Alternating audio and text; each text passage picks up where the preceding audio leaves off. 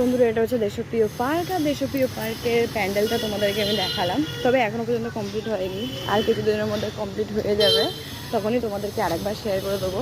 আর দেখতেই পাচ্ছ চারিদিকে কেমন একটা পুজো পুজো গন্ধ। আর এখানে দেখছো মানে বাঁশপত্র জিনিসপত্র নিয়ে চোখ চলে এসছে। আর মাত্র কটা দিন বাকি, তারপরেই হচ্ছে পুজো স্টার্ট হয়ে যাবে। একটা মনের মধ্যে অন্যরকম একটা আনন্দ। দুর্গা পুজো মানে বাঙালির মধ্যে একটা কি বড় মহা উৎসব বলা যায়। এত সুন্দর এই যে দিনগুলো যে কীভাবে ফটাফট বেরিয়ে যাবে আমরা কেউ বুঝতেই পারবো না। যাই হোক, আজকের ব্লগটা এতটুকুই। পরে আবার যখন কোনো প্যান্ডেলের পরিবর্তন হবে, মানে কাপড় টাপড় যখন লাগাবে, তখন তোমাদেরকে আবার শেয়ার করে দেবো।